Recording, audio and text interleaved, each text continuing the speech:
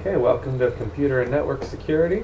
Our lecture this week is going to be on symmetric encryption.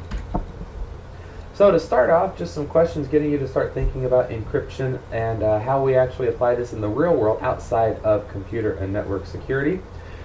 Think about these questions. Should eavesdropping be made illegal?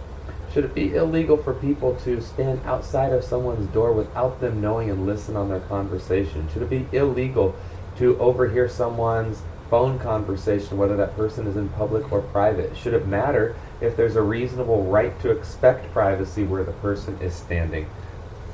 The second question, should speaking a different language than the primary or native language in a country be made illegal? In the United States, we have many different languages spoken, and many people don't understand a lot of the languages that are being spoken. Should people be able to speak in that language, or is this somehow some sense of security or a way that people are able to speak without other people understanding? And should there be laws in place for this, or is this more of an ethical issue?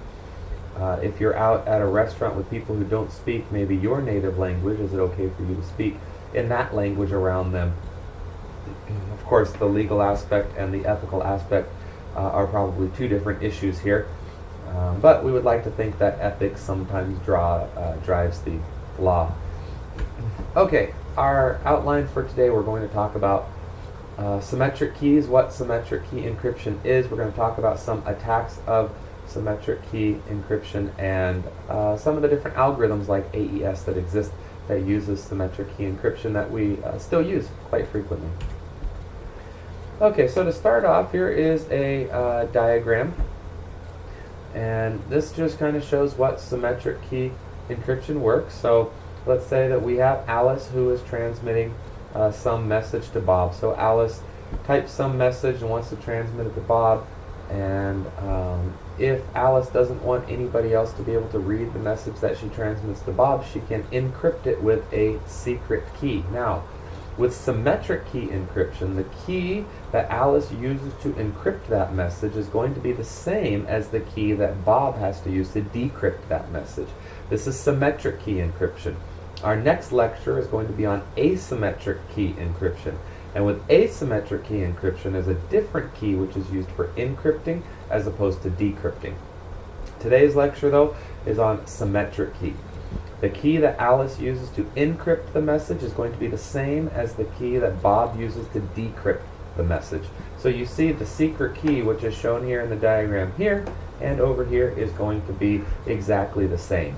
Now, hopefully that secret key remains secret. We need two people to keep that key secret. We need Alice to keep it secret, and we also need Bob to keep it secret. If either one of them reveals that key, or if that key is compromised on either end, then anyone who has that key is going to be able to decrypt the message and get the data back out of it.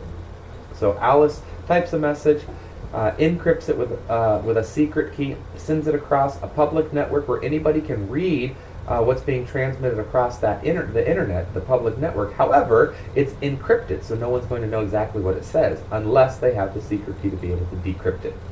Then Bob gets the encrypted message on his side. He decrypts it with that same secret key, and that gives him the plain text back out in the message that he has been able to read.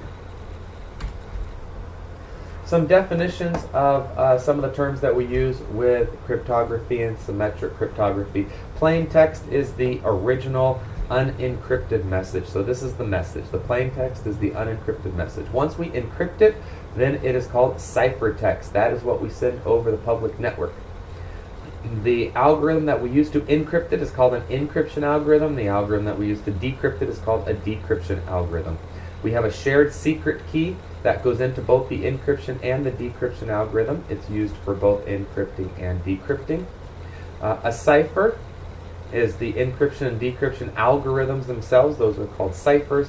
And a key is the set of values on which the cipher operates. And we're going to see some cipher algorithms here in just a few minutes, and we're going to see the different keys that go into them. It's very, very important when we have encryption and decryption functions that this behavior stands. When we encrypt plain text P with some encryption algorithm with a key K, we get ciphertext. When we run that ciphertext into a decryption algorithm with that same symmetric key K, we need to get the plain text back out.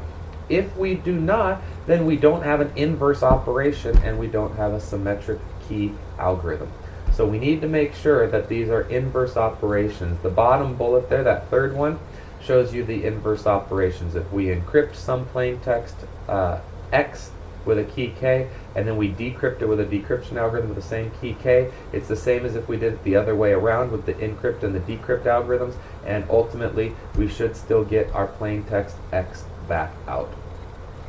One of the most difficult problems with symmetric key encryption is how do we exchange the secret keys? We need to make sure that Alice and Bob have the secret keys, but nobody else has the secret key. Well, we obviously can't transmit the secret key in plain text across the network because anybody who's sniffing it is going to be able to get it. So how do we actually get the secret key over to another computer? One easy way, this may seem like a naive way to do it, but it's an easy way and it's a very secure way, is that you manually take it over there. Instead of trying to transmit it over a network, there's no reason why you can't put it on a USB drive. You walk it over to another computer and you load that symmetric key onto that computer. So physically, taking a key from one computer to another is one way that we can securely transmit symmetric keys. Now we're going to see with asymmetric key algorithms another way that we can transmit keys back and forth with trusted authorities, and we'll see that in our next lecture. One principle which is extremely important when we're talking about any of these encryption algorithms is Kirchhoff's principle. Kirchhoff's principle says that at any node in an electrical circuit, the sum of the currents flowing into that node is equal to the sum of the currents flowing out. Oh, wait a minute. That's Kirchhoff's law. For those of you electrical engineers or people who have taken EE classes, hopefully you saw the humor in that joke. Kirchhoff's principle, different from Kirchhoff's law, similar in how we say it, however, completely different principle. Kirchhoff's principle, assume that the enemy knows the algorithm. The resistance of the cipher to attack must be based on the secrecy of the key. What Kirchhoff's principle says is make everything public except the key. We want to make the algorithm public. We want you to know exactly how we are encrypting and how we are decrypting. And we are so confident that our algorithm is that good that even with that, you will not be able to break our algorithm. There are many encryption algorithms out there that currently abide by this philosophy.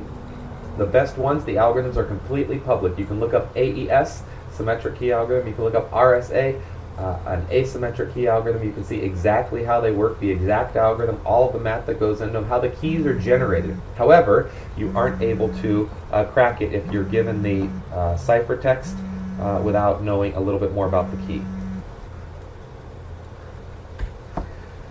Okay, another definition here, just distinguishing between cryptography and cryptanalysis. Cryptography is the science and art of creating secret codes. This has been around for thousands of years, back to the days of Caesar, of Julius Caesar. Cryptography has been around. Cryptanalysis, on the other hand, is the science and art of breaking those codes. As long as cryptography has been around, cryptanalysis has also been around because people want to break those codes. They want to figure out exactly what are these secrets that people are trying to say, what are they trying to tell, and why do they not want us to know.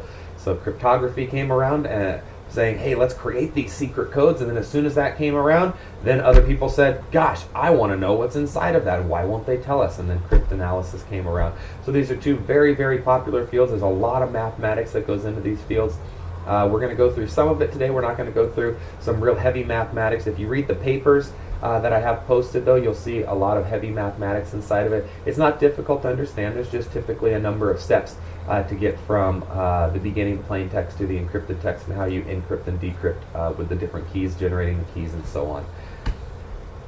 Okay, now what are the different types of attacks that we have? So now we are encrypting. We have our encryption algorithm, we have our decryption algorithm, we have our secret keys also on both sides. It's a symmetric key algorithm, so we have one key on each side. How can we attack this? How can we try to get out what the data is without knowing the key? Well, one way to do it is if we only have access to the ciphertext. This is typically the case. We encrypt our data, we send it across the public network, and other people can get the ciphertext. However, from the ciphertext, they don't have the key, they don't know anything about what the data is, so it's going to be very difficult for somebody to get the plain text back out of that. That would be a ciphertext only. This is probably the most secure that we have right now because we don't have any idea what we're going to be able to do to get the plain text back out. So this is the typical case when we're transmitting data encrypted along a network. Now the next case is a little bit more sophisticated, where we have a little bit more information here. It's the brute force case. So what we have here is that Eve, our eavesdropper in the middle, has the ciphertext, which she already has, also has the algorithm. Okay, well, we're going to be using AES. Okay, now she knows a little bit more about the data that's being encrypted and transmitted, and also the key domain. Okay, well, it's a 256-bit key. Okay, this is a tremendously large key. However, if Eve knows the what we're transmitting, the ciphertext, knows the algorithm we're using, let's say AES, and also knows the key domain, 256 bits, it narrows it down a lot more than if Eve only had access to the ciphertext. Now she has a little bit more realm of the domain of how she can try to get the plain text back out. This would be the exhaustive key search method. The reason it's called brute force, she would have to go through and try every single key that is in that domain. Now this is a very, very large number of keys. However, depending on how sensitive the data is, it might be worth it for her to go through every single one of those keys and see if she can get the plain text back out just by decrypting using all of the different keys that exist in that domain. The third bullet there, the statistical attack. The statistical attack is a really interesting one because it takes advantage of understanding what letters are used most commonly in different languages. In the English language, E is the most commonly used letter. So when you are looking at the ciphertext that's being transmitted, if each character individually was being encrypted, you might be able to figure out what letter in that ciphertext is E, because you would just see the same combination of characters in the ciphertext relating back to the plain text. So that would be a statistical attack. That's just one of the terms, meaning that E is the most commonly used character. However, there's also strings of characters that are used very commonly. We don't typically have more than 3 consonants together before we have another vowel. So there's a lot of statistics that can go into just the language itself to figure out a little bit more about the plain text that's being transmitted. Now, our last 3 there, the known plain text attack being the first one, and the chosen plain text and the chosen ciphertext, is where Eve is getting a little smarter. She knows a little bit more about what's being transmitted so that she can maybe even figure out what the keys are. So assume in the known plain text attack that Eve has access to both the plain text and the ciphertext, and she just doesn't know what the key is. Well, if she knows the algorithm, she knows the ciphertext, she knows the plain text, and she knows the key domain, she might be able to get the key back out of it. There still are a lot of combinations of keys. However, for a sophisticated attacker, she might be able to get the key back out. So it's important now that this is not known. The way that she would be able to do this most likely is if she's compromised one of the computers, but she hasn't been able to get the key. So if she's compromised Alice's computer and she's able to send out a known plain text, and then she just intercepts the ciphertext that's been transmitted, then she might be able to determine the key going backwards, knowing that she's got the ciphertext and the plain text, both knowing the key domain, knowing the algorithms being used for the symmetric key encryption. The chosen plain text attack is similar to the known plain text attack, but now she's able to send her own keys. So this is what I was talking about with the known plain text attack. So now she's actually able to send out multiple plain texts, and she gets all of the different ciphertext for each one of them. So maybe the first one that she sends out is just A, and then the second one is B, and the third one is C, and she sends it for all 26 characters, and then she sends AA, and then AB, AC, AD, and so on. She gets the ciphertext for all of those. Well, when you start piecing all of this together, you're going to have a much better chance of being able to come up with what that secret key is that's being used to encrypt and decrypt the data. The chosen ciphertext attack is just the opposite of the chosen plain text attack. So now we're going to assume that Eve has access to Bob's computer and can send ciphertext, and then she intercepts what the plain text is, so exactly the opposite. So those are getting a little bit more sophisticated. She's had to compromise some computers to be able to get access to those, but when she does that, and this is where our lecture from last time comes in, if you have malware, viruses, and so on your computer, that this is some of the things that they're able to do, is that they can encrypt with the keys that you have on your computer and transmit it. It's going to act as if it's coming from you, but then they might actually even be able to get the keys, even if they're not able to get it based on how they have compromised the security on your computer. Here are a few ciphers that we are going to talk about. Now remember, a cipher is nothing more than just the encryption algorithm. One of them is a substitution cipher. This is just replacing one symbol with another. So instead of sending the character A, you're going to send the character D. We're just going to move everything 3 characters to the right. So if you're going to send an A, you're going to send a D in its place. If you're going to send a B, you're going to send an E in its place. If you're going to send C, you're going to send F in its place. This is just a substitution cipher. Not really much going on there. A transposition cipher substitutes one symbol for another, but instead changes the location of the symbol. So instead of sending out the string ABC, where A is the first character, B is the second, and C is the third, maybe what we're going to do is we're going to send BAC. Where B, even though it's the first character that appears, we've transposed it where it's actually the second character in the plain text. And A, which is the second character in the ciphertext, is actually the first character in the plain text. This actually is very, very effective. It's hard for humans to figure this one out. Once you know the algorithm, of course, it's very, very easy. Computers can detect this one really quickly. However, humans have a hard time doing this one just because we can't transpose in our minds as quickly as computers can. So that one actually works very well if you're not dealing with computers and you're just dealing with people, that you can use the transposition cipher, and it's going to take them a little bit of time to be able to figure out what the code was, the plain text was from ciphertext that you've transmitted. The third one is a block cipher. That's where we take a group of plain text symbols of some size greater than 1. We encrypt them all together to form a ciphertext of the same size. So now, instead of encrypting each character individually, let's encrypt the first 3 characters as 1. And then let's encrypt the second 3 characters as the second character, and so on. When we start doing things like this, obviously the key set that we're having to generate is going to have to be much larger because we're taking a combination of 3 characters and just generating a single character from it. However, if we have this large range that we're transposing it over to using the block cipher, it makes it a lot more difficult for us to be able to decrypt it without knowing what the key is. Okay, looking here, this is a specific cipher. It's called the veneer cipher. And I'll show you how this one works. We'll walk through this one with a specific key. So what we have is we have all 26 characters in the English language up here along the top of the table. We have the 26 characters in the English language along the left side of the table here. And then you see that we have the alphabet in these rows and columns also, and they're just kind of transposed a little bit. So it starts with A here, and then a B here, and goes through where we have A at the end. It starts with a C in the third row, and goes through where we have a B at the end. So we've transposed them slightly in the middle there.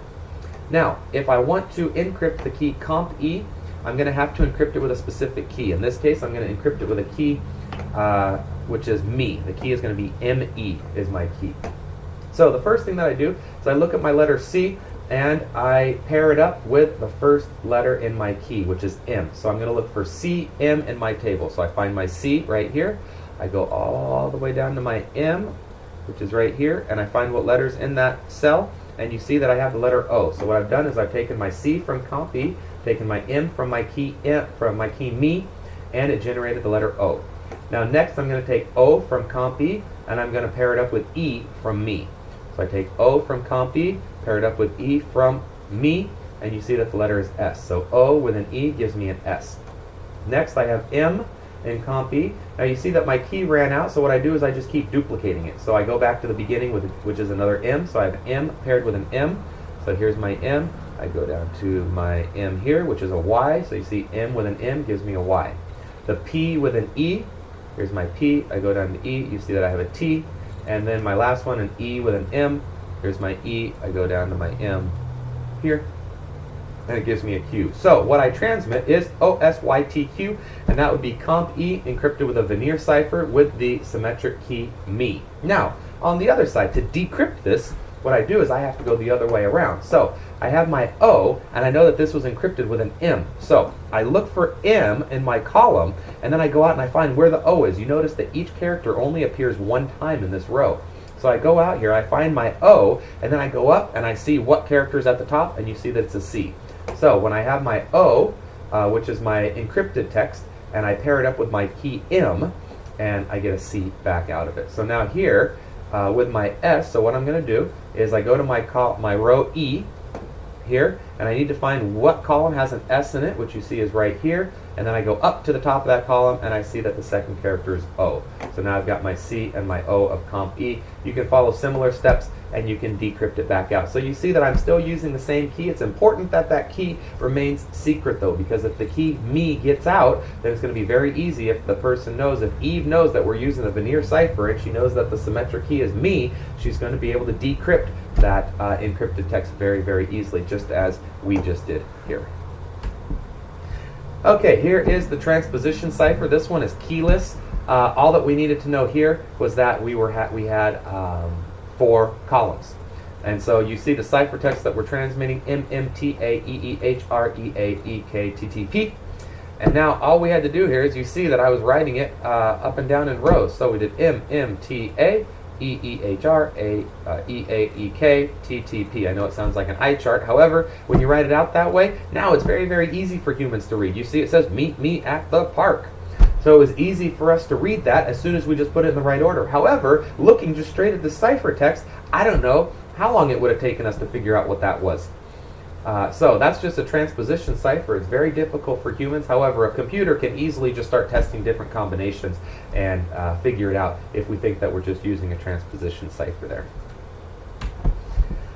Okay, one effective means of encrypting is going to be to combine ciphers. If you combine the transposition cipher with the veneer cipher and possibly use some other different ciphers in there, you're making this even more difficult for somebody to break. However, you have to keep in mind that we want to continue abiding by Kirchhoff's principle, meaning that the algorithm is going to be public. So if we are encrypting with multiple ciphers, we want to let the other people know this is what we're doing. We don't want security through obscurity. What we want is we want them to know this is how we're doing it, and we have enough faith that we have done it so smart that you are not able to break this. So if what you find yourself doing is the way that this is working, the best way it's working is that nobody else knows how we're doing it, that's probably not a good algorithm. You want other people to know, you want other people to try to break it. These different security algorithms we're talking about here have been around for 20, 30, 40 years, and people still haven't been able to break them. Those are good because those algorithms are known. It's known exactly how they work, the math is known, the algorithms are known, how the keys are generated are known. However, even after all of that, we still haven't come up with a way to do it in any real amount of time. Brute force is one of the fastest ways to do it. We have a few other heuristic algorithms for trying to break some of these. However, there is no known fast way of going about breaking them, at least not one that has been published. So here is AES. This is the Advanced Encryption Standard. AES requires a block size of 128 bits, 3 different keys, sized 128, 192, and 256. So it uses 3 different keys for encrypting and decrypting. It's an open algorithm. Go online, look up AES. The Advanced Encryption Standard. The way that it came out in 1997, the National Institute of Standards and Technology began looking for an algorithm. They wanted to find an advanced encryption standard to use. They called it AES. So they opened this up. There was a competition. There were a number of algorithms submitted. There were about 12 of them that made the final cut. And out of those 12, one of them finally made the name AES, and it was by these researchers here, Damon and Ridgman. They had originally called it Rindale, but that is now the algorithm which is used for AES. And there are a number of other algorithms. DES, which is just the data encryption standard, was the first version. AES was the second version of this. There are a lot of different encryption algorithms out there. This is just the one more popular one. It's the one that the federal government in the United States decided to standardize on. And so it has been used for a long time. 1997 is when they started looking for this. In 2001 they standardized on this, so we've been using this algorithm now for quite some time.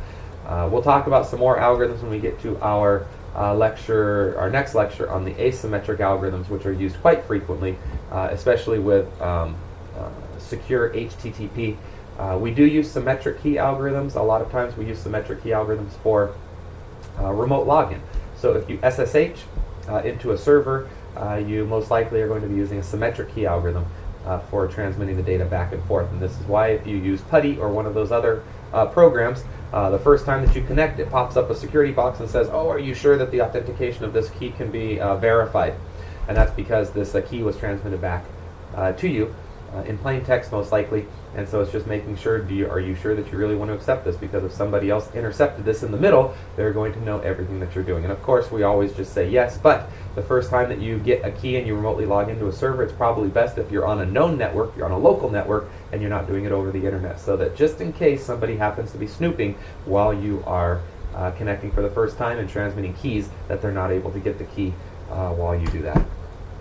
Okay, last questions here for today. Just to keep in the back of your mind and think about these. Do you think that symmetric key algorithms work better for wired or wireless transmission, or do you think it matters? So with wired versus wireless transmission, the difference is who has access to it.